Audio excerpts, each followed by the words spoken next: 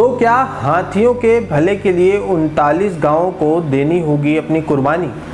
जी हां, आज का सवाल यही है।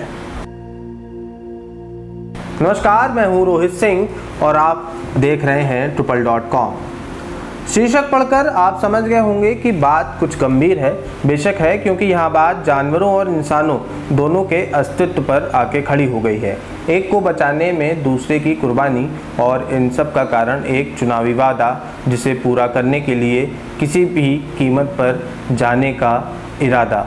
जी हाँ, हम बात कर रहे हैं छत्तीसगढ़ के मुख्यमंत्री भूपेश बघेल की महत्वाकांक्षी लेमरू हाथी रिजर्व परियोजना की, जिसका स्थानीय निवासियों ने कड़ा विरोध किया है और अपने भविष्य का खौफ जताया है। लेकिन मज़े की बात यहाँ पर यह भी है कि मुख्यमंत्री के इस फैसले को खुद उनकी ही पार्टी के नेताओं ने हरी झंडी दिखाने से साफ मना कर दिया है। लेकिन फिलहाल भूपेश इन सब बातों को अनसुना करने में लगे हुए हैं। तो चलिए आपको बताते हैं कि क्या है पूरा मामला और क्या है इस पीछे की गुत्थी। सरगुजा संभाग के सरगुजा जिले के उदयपुर एवं लखनपुर विकासखंड में राज्य सरकार की महत्वाकांक्षी हाथी कॉरिडोर परियोजना का विरोध जारी है। ग्रामीणों का कहना है कि यहाँ हाथियों का घर बनाया जाएगा तो उनकी आजीविका पूरी तरीके से नष्ट हो जाएगी। ग्रामीणों ने यह आशंका भी जताई है कि सरकार पर उनको बिल्कुल भी भरोसा नहीं है और वन अधिकारी भी अभी तक ग्रामीणों को अपने भरोसे में नहीं ले पाए हैं।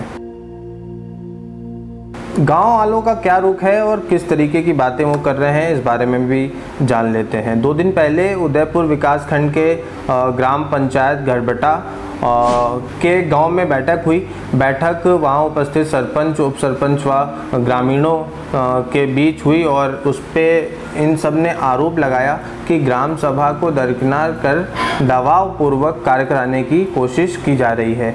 ग्रामीणों का कहना है कि अभी कभी कभार इस इलाके में हाथी घूमते थे, जिससे थोड़ा बहुत नुकसान होता था, लेकिन परियोजना बन जाने के बाद पूरे प्रदेश के हाथियों को यहाँ पे लाके छोड़ दिया जाएगा और उसके बाद समस्याएं और ज़्यादा बढ़ जाएंगी। प्रमुख समस्या क्या है? ग्रामीणों का कहना है कि महुआ, लाख व अन्य संसाधनों का उपयोग खत्म हो जाएगा और मवेशियों को चारा भी नहीं खिला पाएंगे, क्योंकि इस पूरे इलाके में फिर हाथियों का कब्जा रहेगा। और उसके लिए भी 2 दिन पहले 94 करोड़ रुपए का कुछ आवंटन भी जारी हो गया है। कांग्रेस जिला अध्यक्ष की माने तो पार्टी ने भी इस प्रोजेक्ट को फिलहाल स्थगित करने का मन बनाया है। वहीं ग्रामीणों का रुख देखते हुए स्थानीय कांग्रेस भी यही चाहती है कि प्रोजेक्ट फिलहाल शुरू ना किया जाए, इस पे मुहर ना लगाई जाए।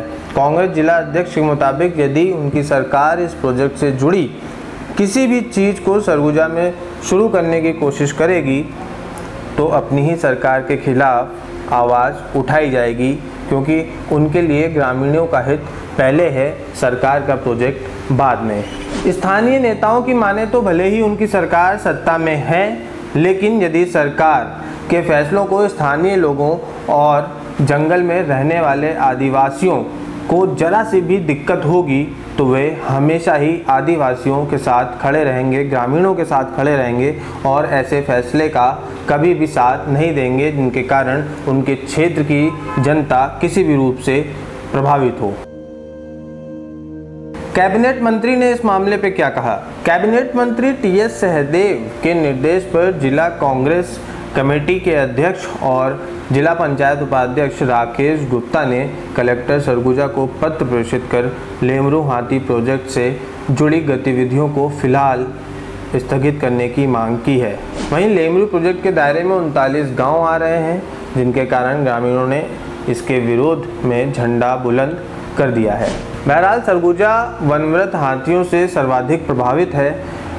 यहाँ वर्ष भर लगभग 100 हाथियों की मौजूदगी रहती है, इसलिए हाथियों और इंसानों का आमना सामना लगातार बना रहता है। ऐसे में लेमरू प्रोजेक्ट से हाथियों का भला तो हो सकता है, लेकिन जानवर के भले के लिए 39 गांवों को अपनी कुर्बानी देनी होगी, जिसके लिए वे तैयार नहीं हैं। अब यहाँ पे बात गंभीर जरूर है, क्योंकि यहाँ पर इंसान और जानवर आमने सामने आके खड़ा हो गया है। दोनों की जीविका की बात है। अगर हम हाथियों को नहीं छोड़ते हैं तो उनका स्थान कहीं और किया जा सकता है एक बार को। पर ग्रामीणों को अगर आप कहीं और शिफ्ट करने की बात कर रहे हैं या फिर जो स्थानीय लोग हों उनको आप किस तरीके की सुविधाएं मुहैया करा रहे हैं, ये सबसे बड़ा एक सवाल यहाँ पे खड़ा होता है। कुछ सवाल ऐसे भी हैं कि क्या भूपेश बघेल सरकार ने केंद्र सरकार को मद्देनज़र रखते हुए, उनकी जानकारी में रखते हुए इस प्रोजेक्ट को शुरू किया है? क्या इसके लिए उचित अध्ययन किया गया है? क्या इसके लिए किसी अर्थशास्त्री से